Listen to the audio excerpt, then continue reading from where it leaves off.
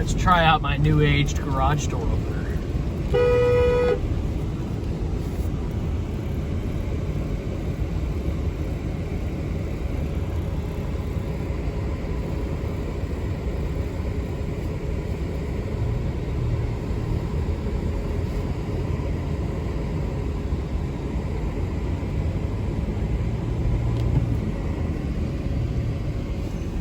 Works well.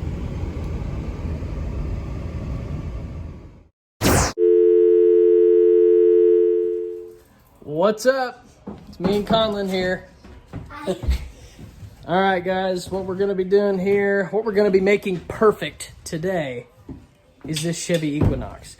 Now, before we get started, I need to talk about my, in the last video, we talked about something we were going to be getting for the shop.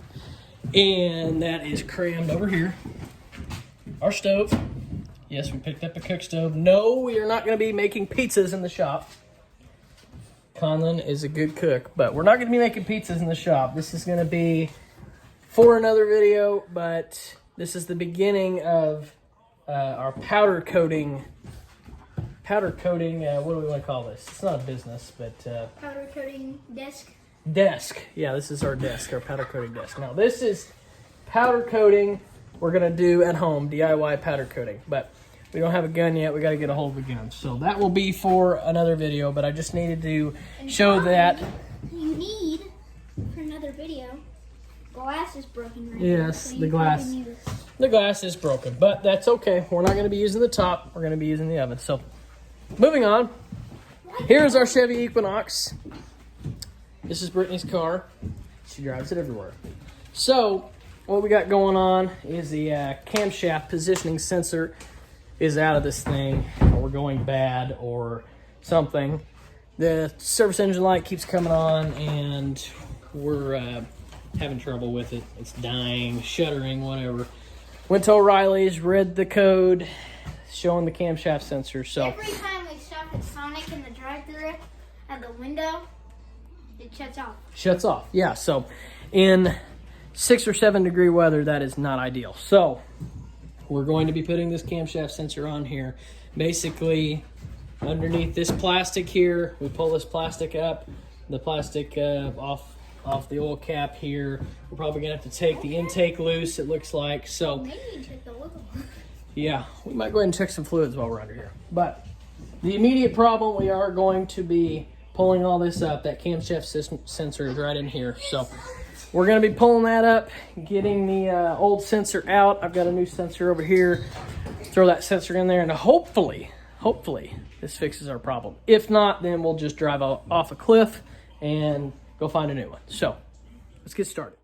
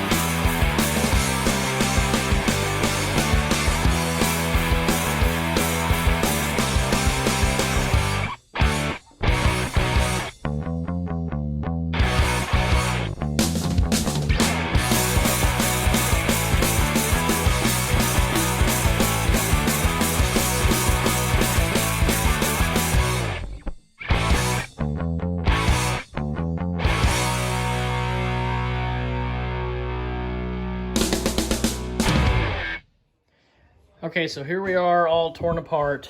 I got the intake boot taken off. We got the top plastics out of here. Basically, this part, this camshaft sensor is underneath. This is a high pressure fuel pump. we're going to get up under here. That is actually, you can't see it under there, but I have the flashlight. Is the flashlight right here? It is.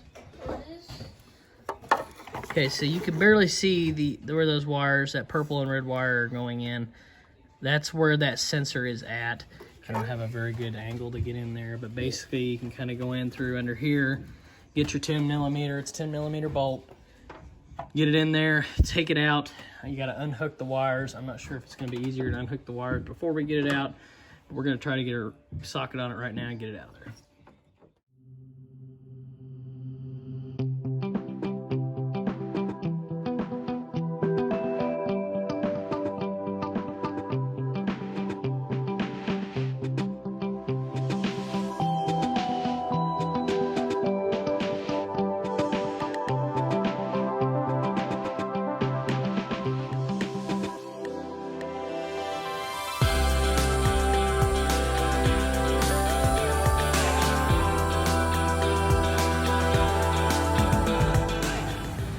Okay, so I have the sensor out. It's right there. Chevys should be ashamed of themselves of how hard that was to get out of there and where it was located. You just got to take a 10 millimeter wrench and just inch it out. That's about the best thing you can do. So basically, I've got my hand in here because I'm holding the whole plugging. Plugging. That's all right. I got it. Plugging the hole because oil dumps out of it, and I'm not sure exactly how much oil we might lose. I don't have any oil here for it, so I'm trying to minimize the amount of oil that comes out of it. So we're gonna hurry up and get this other one in here and try to get this thing going again. I'd say the bolt will go in a lot easier than it did coming out, so we'll get her in there.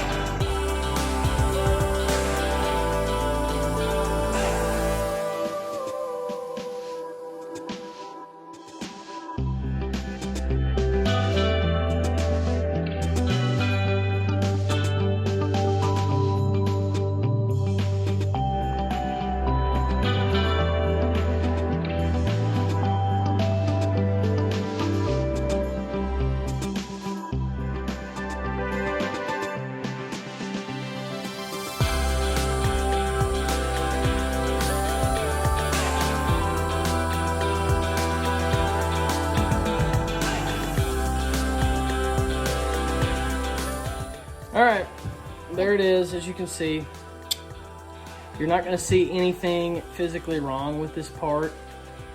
It's just going to go bad, and for whatever reason, I'm not real sure. But hopefully, we got the new one in here. So hopefully, we're gonna get the top on this, get the intake and all that back on there. And as soon as we get all that back on, fire it up, see if there's a service engine light on.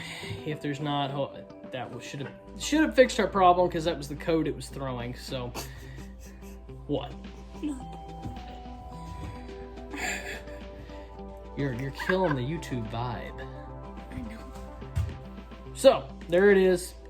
Not too much. Pretty. It's $50, but not too much to this part. So we're gonna get the top of the motor back together here and fire this thing up. Probably, I spoke about having to keep my finger in the hole to keep the oil coming out. Not very much oil come out, so I'm guessing that it's closed off when the motor's not running, so obviously oil's not flowing to it. So we'll get the top of this thing on here and see what happens.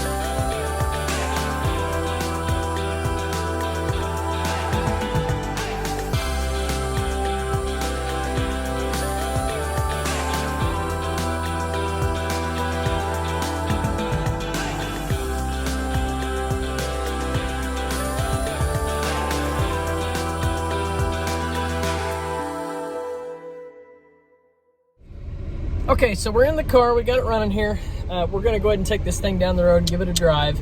Yeah, so what does that say again? Check surroundings for safety? Okay, so here we are. Like I said, we're going to get on down the road here and see if this thing shutters, gives us any trouble. Oh, need a light here so you can see this.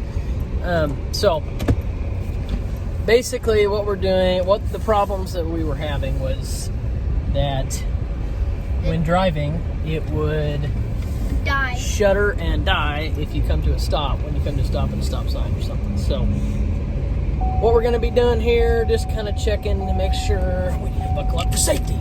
Buckler. So Always buckle up. that's right. Thank you. Thanks for reminding me. So far, like I said, no service engine light. And I do have to say right away, it was not throwing us a service engine light whenever we were starting. After we drove and it warmed up just a little bit, that's when we would have issues. So hopefully this fixes our issue. And if it does not, there's some solenoids on the top of the motor, that camshaft solenoids. I don't know exactly what they're called, but you can replace those two. They kind of run along the same lines of the issues we might be having. So we'll see if this fixes it. We'll get back to you. Okay, so we drove this thing about probably 10 miles and no issues yet so far. Yeah, 10 or 11 miles. So no issues. Basically what it was doing, we live about 2 miles outside of town, and not even that really. So by the time you get to town and run to the store or Sonic or wherever, we were having issues. It was shuttering and dying, like I said. But we run it, get it on the highway, got it warmed up, no issues. So I think we got it fixed. So I couldn't have done it without his help. So shout out to him. This is Conlon. I think I introduced you, didn't I? What? Did I introduce you? Yeah, at the first part about cooking. Well, that was a while ago. Yeah. So that was like several time lapses ago. Yeah. So anyways, so that was not a four-wheel drive video, four-wheel drive Jeep truck ATV video. But But coming up, there's going to be an off-road vehicle. Yeah, we're next couple videos. We're gonna try to work in getting his UTV worked on. Got some carb issues. I gotta try to round up some parts for it. So yeah. So yeah, it is 3 degrees out. So we're gonna try to get this thing parked. So dangerous. Yeah, it's dangerous. It's really, really cold. You'd be outside, you'd freeze your face off. So we're gonna go inside here and not do a whole lot the rest of the evening. We got this thing tackled, got it running, got the mom car going. This is the mom car. See this car on this channel? This will be known as the mom car. So next, it'll be one of the trucks or the Jeeps, or it'll be mine. yeah, yes. Conlon's gonna help me out. We're gonna get some stuff knocked out, get this thing going. So, guys, thanks again for being with us. Give this video a like, subscribe. It wasn't very entertaining. Hit the notification bell too. You beat me to it. And hit it just like this. Yeah. So, anyway, see you in the next one.